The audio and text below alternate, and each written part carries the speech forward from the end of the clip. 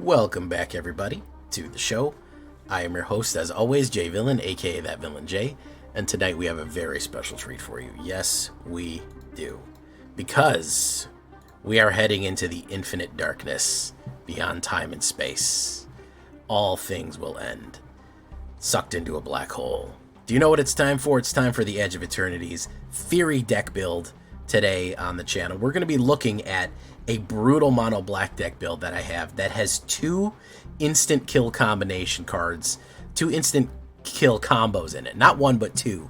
Two ways of destroying your opponent completely and utterly until there's nothing left. That is what it's all about right here. So before we get down to this deck build, I need you to do something for me, which is, of course, tenderly press that like button, gently press that subscribe button, because if you don't, you will be attacked by the like and subscribe, which you may or may not know is a YouTube werewolf who will viciously maul you and attack you for not liking the video and subscribing to the channel today. Join us on a stream every night at twitch.tv/thatvillainj for all live streaming goodness. We'd love to have you there live and in person on Twitch and on YouTube. I'm going to be in early access on Wednesday. You can watch me Wednesday the 23rd, pretty much all day and all evening. And we're going to be running all of these cards, all of these decks, everything that you could possibly want from Edge of Eternities thanks to Wizards. We're going to be there. Excited for that. So join us, like the video, subscribe to the channel, and of course hit that bell so you won't miss it. Check out our Discord community where you can post your theory builds for Edge of Eternities coming out soon. And of course, this deck is going to be available on my Moxfield in case you want a copy of this. So, what are we talking about when we talk about infinite loop, broken infinite loop combo stuff right here? Well, this, as promised, this has two ways of instantly, unavoidably killing your opponent. I'm going to show you the first one. Let's get the boring stuff out of the way. We're going to be going in with some greedy freebooters because we do need to ramp a little bit. Having a little bit of extra treasure and sacrifice fodder is not bad. It also helps us scry and get the cards that we need. So we have a pretty good option with greedy freebooter. Vengeful Blood Witch is kind of here because he's very similar to Sephiroth and the new card that we have, which is called Caesarean Voidborn.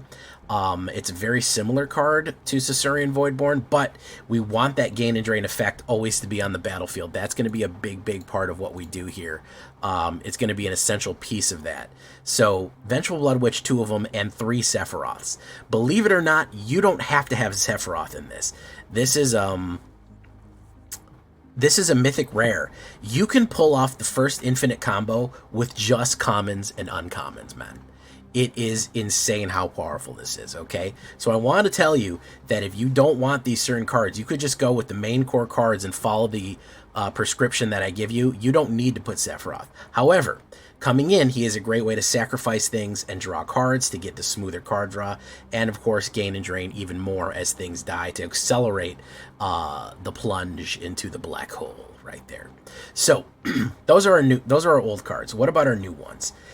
Well, we're going to start with the process first with the Umbral Choir Collar, not the Umbral Choir, the Umbral Collar Zealot. 1 black and 1. This is a Edge of Eternities card. He is a human cleric. He's 3/2. All things will fall to the 0 point. By accepting the truth, my path is known and my fate is certain. Serious business right here. He's talking about throwing himself into a black hole, by the way. Sacrifice another creature, surveil 1. What we want from him is the automatic sacrifice outlet. He doesn't need to pay anything to sacrifice anything, okay? He just does it automatically. He didn't even need to tap. He can sacrifice a creature as he pleases, as many creatures as he pleases, to surveil. Very useful. Very thematic because he can put an infinite number of creatures into the graveyard, essentially feeding them to the black hole, as it were. This is card number 1. 2-drop right here. Card number 2 is either going to be Vengeful Blood Witch, Sephiroth, or the Caesarean Voidborn. Now, the Caesarean Voidborn is a vampire soldier here. What you want to do on turn 3 is get out your gain and drain engine. Lose 1 life, gain 1 life whenever something dies, okay? He is only an uncommon as well. He's 1 black and 2. He's a vampire soldier.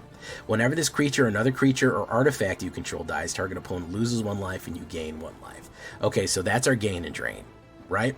Either him, I definitely want to put him, but we could also do Vengeful and Sephiroth. The fun thing about him is he can warp in case you are pressed for In case you are pressed for mana, he can warp in for 1, which is the new ability of you pay 1 black, he comes in, and then he's exiled, and then you pay him for his exile. You pay him for his full cost exile next turn. So if you don't have the mana to put him down right away, you can warp him in, get that gain and drain effect off from sacrificing your creatures with the Umbral Collar Zealot, and still get the Caesarean Voidborn combo off. So the final piece of this puzzle that's going to take us to an infinite life loss loop, a spiral right down into the event horizon, is going to be the Peregrine Beckoner. 1 black and 4/5. Whenever this creature enters until the end of turn, another target creature you control gets +1 and gains when this creature dies. Return it to the battlefield, tapped under its owner's control. So this creature gives somebody else the ability to die and come back immediately. Now you're saying, that's a 5-drop, Jay. That's not that good. Well, we have this lovely warp price right here. And what we want is we want 2 of these. Peregrine Beckoner, we want 2 of them. If we get 2 warping Peregrine Beckoners, then the cycle is complete. The circle is closed. With its warp cost, it only costs 4. So that is the smoothness of your draws right here. Umbral Collar on 2. Caesarean Void on 3, and 2 Peregrine Beckoners on 4. If you have this, you warp in one, you warp in the other one. You give them each other's abilities, meaning that the other Peregrine gets the dies and comes back, and the other Peregrine gets the dies and come back. And then it's complete. Umbral Collar Zealot starts sacrificing.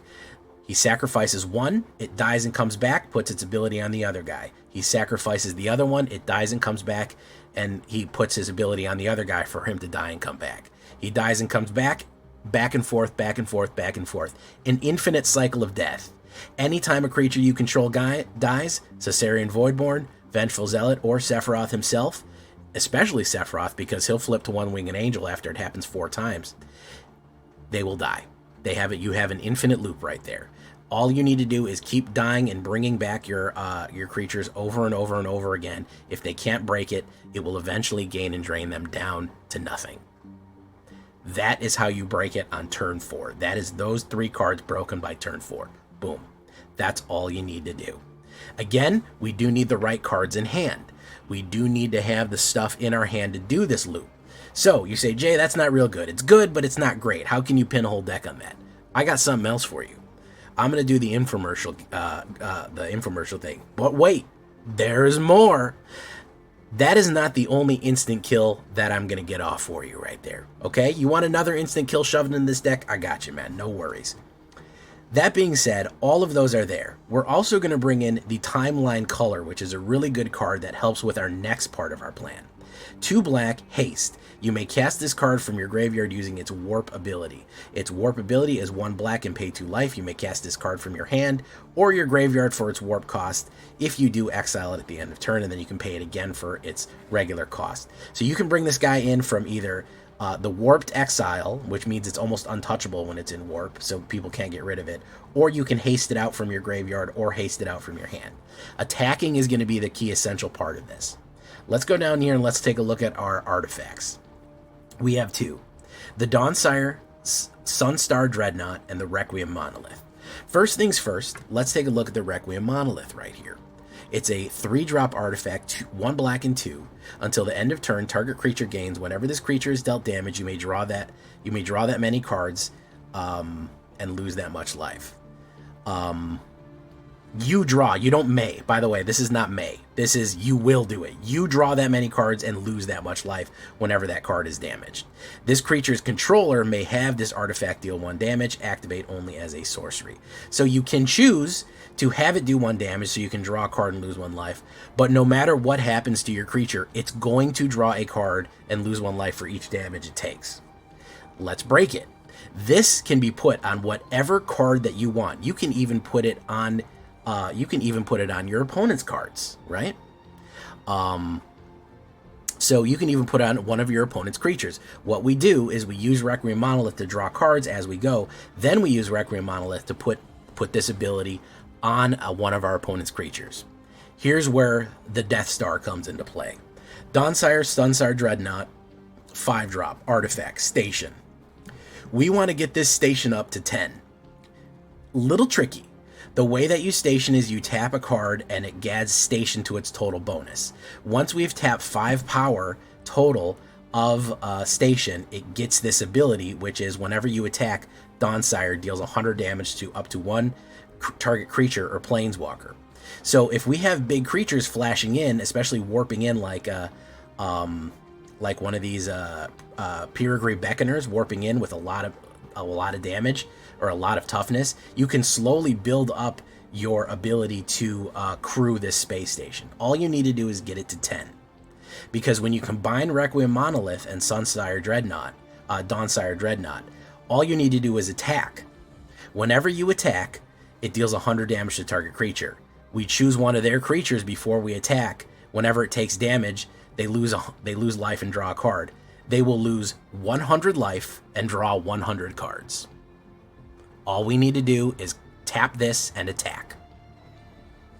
There you go. That is another instant kill combination card that you can pull off. So now you have an infinite gain and drain loop, and you have a 100 card force draw and 100 life loss instant death beam going off with Dawnspire and Requiem Monolith combination play. You want to make sure that you can get that attack off when you do. That's why we put Timeline Color in here, so that we can haste it no matter what. We can warp it from exile or play it from exile, so we always have a hasted creature ready to swing in. They either have to kill that creature before we can hit the attack button, because if we attack, the laser goes off, it hits them, and it reflects all that damage, forces them to draw 100 cards and lose 100 life. Boom. So now you have 2 disgusting ways to eliminate your opponent, either through infinite gain and drain or Death Star Laser. Your choice, however you want to do it. That is the power of black in Edge of Eternities right there. A little bit of housekeeping cards. Of course, we're going to have to play Suppression on our opponent so we can get our combo off. I'll go for a little bit of Triumph right there. Corrupted Conviction is not bad to draw cards after you sacrifice a creature, especially at instant speed, drawing 2 cards. A lot of people will play Removal. I like to have Corrupted Conviction available to when I've put down, like, I'll put down Timeline Color or Umbral Caller Zealot, and they'll say, well, I'm going to play a Lightning Bolt on it. Yeah, you just play Corrupted Conviction, get the 2 cards back after that. That's not a bad card draw right there. 23 Swamps and 1 Midgar City of Mako. Of course, you can sacrifice a creature or your artifact. If you do, draw 2 cards, or it just comes in tap for a black mana. Another card draw sacrifice you can put with 23 mana out of the rip right there. As far as the sideboard is concerned, you of course could put in Stothera the Super Void because it's awesome looking for no other reason than that. Final Vengeance is not a bad sacrifice and exile target creature. We like that one with like a greedy freebooter or another thing, especially with the amount of gain and drain that we have going on. Final Vengeance is good. Nowhere to Run, busts through your hexproof and gets rid of stuff in a pinch. Of course, Stab is a great instant removal. It's kind of replacing Cut Down post-rotation, so for sideboard stuff. And Withering Torment right there to crack open any enchantments that may be being a little bit pesky to us as we go. So there is your 2 vicious loops. You have your Death Star Laser 100 damage combo, and you have your Infinite Loop life gain combo, all fitting neatly into a 60 card deck right here on Edge of Eternities. And hey, if that doesn't hype you up for some mono black Edge of Eternities, I don't know what will. But it's going to be fun. It's going to be crazy. Now, I'm not guaranteeing this card is going to get you to Mythic in 3 days, but it's going to be really funny. It's going to be really funny when you make somebody lose 100 life and draw 100 cards. That's pretty funny when you think about it. So mana values are right that you have a pretty good chance of playing these on curve. Average mana value of the deck is 1.6 with lands and 2.67 without lands. The median mana value is 1.5. It's all black. Total mana value is 96. We can take a look at some play tests right here to see what it looks like, to see if we can get a couple of combos off. So we'll take a look at that right now. Yeah, that's fine. So, boom, we play a black. We say next turn, we put down Umbral Caller Zealot just like we hoped we did. Watch this. And we say actions next turn. We'll put down a Midgar City of Mako. We put down Vengeful Blood Witch. Okay. Actions. Next turn. We have 4 down on the board. So we don't have enough for Prestige Beckoner, Paragraph Beckoner yet. However, we can put down the Timeline Color, and we can warp in Caesarean Voidborn and do it that way. Next turn, all we need is another Paragraph Beckoner, and we're good. Next turn, Sephiroth. So even at this point, with all of these cards, with Requiem, like, look at how much gain and drain that we're going to put on the board and how much aggression we're going to put down. Even Paragraph Beckoner coming in and swinging in, warping in, giving someone else the ability to die and come back. You're going to have a pretty solid board right there, regardless of just putting pressure on gain and drain alone. And if you activate Requiem Monolith, boom, you say draw a card, it's another Timeline Color, and you say next turn, boom, or you sacrifice with Sephiroth and you draw another card. Boom, there's another Requiem Monolith. You're going to have a pretty good time right there. That is not a bad curve for us. That's really not. And Sephiroth, you know what he really likes? He likes to sacrifice. He could sacrifice a Timeline Color because guess what? We can play Timeline Color from the graveyard, bring it back and swing it in again, and all of that gain and drain is going to go off. Sacrificing for Umbracaller Zealot, of course, gives us lets us surveil, so we can always look and draw the card that we want. We have a little bit of removal right here.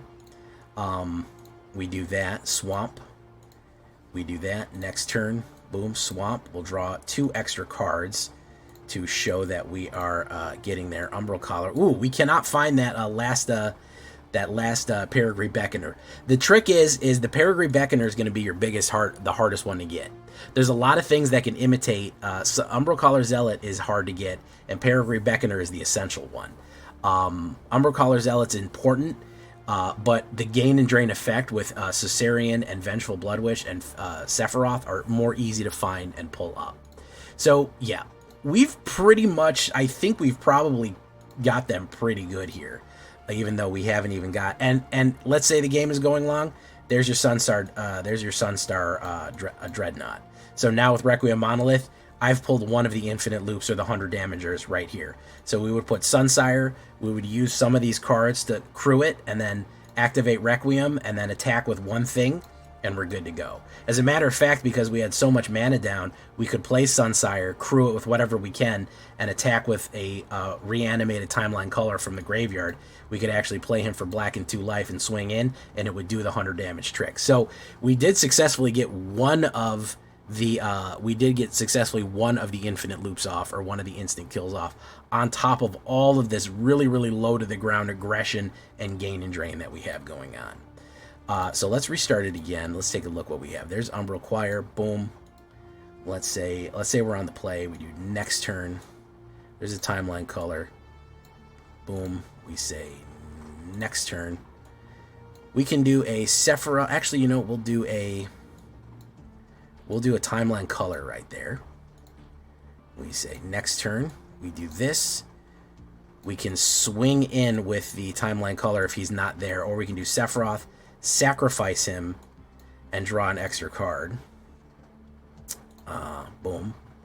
Next turn, we can play him from the graveyard, put a Vengeful Bloodwitch down, play a removal, and then swing in and sacrifice him again, and then play him again from the graveyard. Or play him from the warp, if we warped him in, boom, boom, boom, and gain and drain, we would draw another card with that. So you have a lot of options for gain and drain here. You're going to have a lot of different interesting interactions with gain and drain, card draw, card superiority, searching for things, doing all of those things, and eventually you're going to luck up on one of those game finishers. If not only alone your aggression of what you're putting out onto the board is going to finish the game off in and of itself, you're going to absolutely get something that is either going to win the game one way or the other, either through just pure gain and drain and pushing down range on your opponent and applying pressure, or infinite loop gain and drain, or Death Star laser explosion gain and drain. I'm pretty confident that this deck is going to work great. Again, I haven't played it in ranked yet, but we will be playing it in early access. This is going to be one of the first things that I play, and we're going to see if it really works when we get into the meat and potatoes of this new Edge of Eternities, or perhaps the Stars and Planets of Edge of Eternities. It's going to be really fun. There's a potential for a lot of power, a lot of combos, a lot of crazy silliness with vampires, with all kind of evil creatures of the night. So I hope you join me there at the Edge of Eternities. I hope I got your hype up a little bit, and I gave you some interesting concepts, interesting ideas, and unique ways to play this new set and come up with some fun and interesting builds. I want to see your builds. I want to see your ideas. Come on by the Discord. We want to get the hype up for this set, man. Let's have a good one. I'll see you guys in the Starfield. Until next time, guys, I've been Jay Villain, and you've been great.